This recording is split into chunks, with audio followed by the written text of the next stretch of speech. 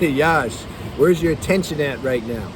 See, this is a powerful self-inquiry question that we need to ask as often as we can, as often as you can remember. It becomes a joy. This is like, it's fun. Like, where's my attention? Is it on, like, I was gonna say some girl, but there's no girls. I'm in a remote location. But if there were girls, is my attention on that? Is my attention on, like, how am I gonna make my life better? What am I gonna do? And oh, this person's talking about me. I don't know. There's a million things. Where's my attention? Is it on that? Is it like being projected out, or is my attention somehow resting in this, you can say, this presence, this inner spacious consciousness that doesn't have a form, but yet it's in this form, and it's like a subtle vibration or something. I like what Mooji says. He says, it's like the life is like this is your attention, this is this inner presence, and it's just like keeps doing this. You know what I mean? Wow, that looks like, that's real sex, actually. That's the highest sex right there. You have sex with your highest self. That's what sex is. So, that's the example of how to do self-inquiry. Is you check first where your attention is, then you bring it in. It's not in, but it kind of, whatever. You got to use words. You want to realize and kind of bake in this this vibration of presence. That's the practice. That's the sadhana. If somebody just does that their whole life, well, look at Nisargadatta. I'm closer now to saying his name right. He said it. I like when people make things simple. He said his guru just told me to. He says my guru told me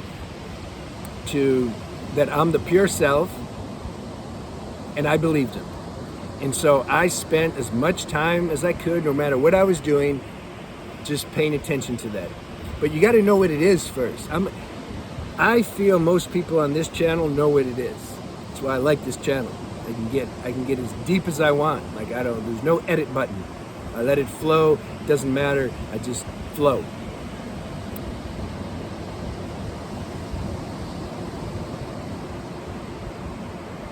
Those who resonate with this spiritual practice, which I'm assuming those that watch this channel do, this is the main core practice. If you still want to pray and be devotional and sing bhajans, that's all part of it. That you can say purifies the mind, because we're still in a human form. Things can get a little weird, all right? Nobody's exempt from that. Don't believe anybody if they tell you they're just done and perfect and it's just only the self all the time. I want them to do the technique that I coined. I think I discovered it, where they take a rock or a stick and hit themselves on the head. That's my prescription to those people. Ow. See? I felt pain. Guess I got further to go. What was I talking about though? I was talking about, like, that's what Nisargadatta did. You keep marinating in your own self. Now, there's things that support that, because I tried this before when I was a teen, early 20s, just to bypass the whole earthbound situation. I'm gonna just pretend like I don't have a mind or emotional body or physical chronic situations in the physical body. I'm just gonna bypass that, meditate my way to nirvana. I'm done. Why should I worry about the rest of the stuff? See, I was looking for an easy way out. That's why I was doing it. Disguised as spirituality. Nah, I'm the self. I'm just spiritual, so why focus on those things? You'll find out why. If you don't know now, you'll find out why. That's why I talk about healthy lifestyle habits that help support this self-inquiry practice. Receiving retention, good, clean, easy to digest diet, because that keeps your vibration up. When your vibration's higher, you can do the self-inquiry practice. If your vibration's low, go take somebody who's drunk or something and tell them to do self-inquiry. Can't do it. You got to have some degree of subtle perception and pureness in the mind to even do this practice. Otherwise, it won't work. You see? You see now why healthy lifestyle habits are important? Because if we're all out of sorts inside, how are we going to do this practice? So healthy diet and semen retention, good company, nature raises the vibration. You just automatically want to do self-inquiry. I do when I'm in nature. Now it's different if you go to Cancun or Miami Beach or something, then your attention might be on, all that sense stimulation and dopamine hits. So that's what I mean. Check yourself. What are you doing? What kind of environments are you spending in? Is it conducive to your self-inquiry, your spiritual practice? Do introspection and see. Don't think you're just above all that. I can go anywhere. Why would you go to those places? If you're really tuned, you're not going to be drawn to those places. You're just not. Somebody asked me, he's my friend. I've known him for a long time. I haven't seen him in a couple years. He's coming back to the town that I was in some time ago. I happen to be also going back to that town temporarily, and he's having a party for New Year's. He's like, bro, come, man. He's high level dude, super high level. This is all we talk about. He said, I'm having a party, and I'm inviting you. I said, man, that's cool. I said, I know, like your party is not a normal party. It's higher level party. He liked that. I said, but I'm just not drawn to it. Like, what are we gonna do? What are we gonna do? Are we gonna talk like this? No. What are we gonna do? Everybody's gonna probably be on something. It might be plant medicine, which is better than like alcohol, but I'm sure there'll be plenty of that too. And so it's like, what are we doing? I'm not drawn to it. He said, that's cool, man. I know, I get you. I totally know. He says, I'm also not drawn to it. I'm just having it because it's like, I'm saying goodbye to my house. He's getting rid of his house. He hasn't seen people in a long time. He's bringing them all there, and so he has a chance to see and say goodbye to everybody. I said, that actually makes sense, man. That's healthy. That's cool. I said, I'll see you. He's like, we'll hook up after that.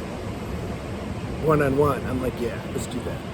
I'm a one-on-one. I've always been one-on-one, like my whole life. Because when I'm around too many people, it's like the frequency changes. Everybody starts trying to outdo one another, his ego. They can't help it. Unless you're in a real satsang environment and everybody's tuned. That's why I like that. That's why I used to do plant medicine. Ayahuasca in San Pedro. That was the only time I could have a deep conversation. Just put everybody on plant medicine and then start to tell them, like, let's look at this. And they're like, oh yeah, that's why I did it. But then, when that wears off, they go back to the normal state and start tripping on things that are just silly. So check where your attention is as often as you can, but at the same time, don't get obsessed with it. This spiritual practice it will be a joy to do, because what else is there to do? Like, what else is there to think about? If I'm not, remember this thing? Like, what's better than that? I don't know. Like, what's better than that? This never wears off. It doesn't get boring. Everything else is going to get boring. Going to some event or something, it's fun. I'm totally down with having fun, enjoying, but I'm just saying, I've been on the planet long enough to see all that stuff. It doesn't last. The most fun I've had, I've had a lot. I've had a lot of suffering too. It's all gone now. Like, I can't even think. Like it would. I remember I did medicine with a girlfriend, and I told her, like, we were laughing for like 4 hours nonstop. I was gonna die, literally. Like, my stomach, it's like doing a million sit-ups or something. It was insane. And I was like, like, I don't know what's gonna happen. Like, is this how I'm gonna die? I mean, that's a cool way to go out, but. And then I remember she said, I think we should have sex. I was like, to ground, you mean? She's like, yeah. I was like, that's a good idea. And so then we started to do that, and I went to sleep. You believe me? that was always a joke. You know, people would say like, "Oh, he fell asleep during sex." I really did though. And then she told me, I'm like, "No, I didn't." She's like, "Yeah, you were twitching. You know, when you were asleep." Anyway, I was telling her though before that, I'm like, you know, this is gonna end. This is gonna end. I mean, we're in a totally ecstatic joy right now, but I'm like, oh man, this is gonna end. Because we reflect on everything. Why not? When you're open, you can talk about anything. And she's like, yeah, it's cool though. I'm like, yeah. I'm like, oh yeah, because if this continued, we'd die anyway. So, so it's all good. So let me know if you got something from that. All right, I'll see you.